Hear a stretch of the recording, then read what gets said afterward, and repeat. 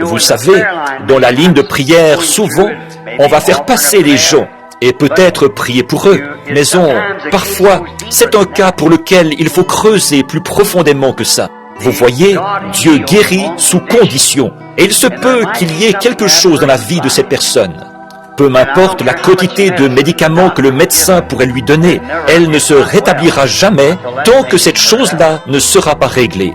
Si vous alliez voir un médecin dans son cabinet et que vous lui disiez que vous êtes malade, que vous lui mentionniez les symptômes que vous avez, s'il était pressé, probablement qu'il vous prescrirait quelque chose qui contient un analgésique quelconque, comme de l'aspirine.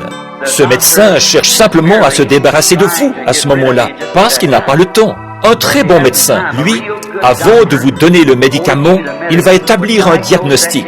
Il va approfondir jusqu'à ce qu'il découvre ce qui ne va pas. Et ensuite, il vous donnera le médicament. Parfois, on trouve des gens qui passent dans les lignes de prière, et ça, c'est dans tous les pays.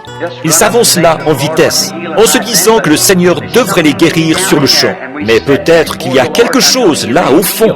Alors, nous restons devant le Seigneur jusqu'à ce qu'il révèle la chose, ce qu'il en est.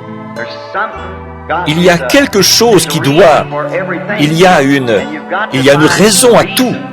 Il vous faut d'abord trouver la raison, et de là, vous pourrez trouver à quoi vous attaquer. C'est pareil quand il s'agit de prier pour les malades. Tant qu'on n'a pas trouvé la cause, je connais le remède, mais je dois trouver la cause. C'est pour ça que les visions sont si nécessaires et qu'elles jouent un rôle si important. Elles révèlent le secret du cœur.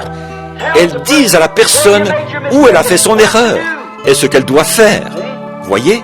Peu importe la quantité de médicaments que vous prenez, la quantité d'huile que vous leur versez sur la tête, ou combien on peut crier sur vous, s'il y a quelque chose de faux, il ne bougera pas de là. J'ai dit « il », c'est-à-dire Satan.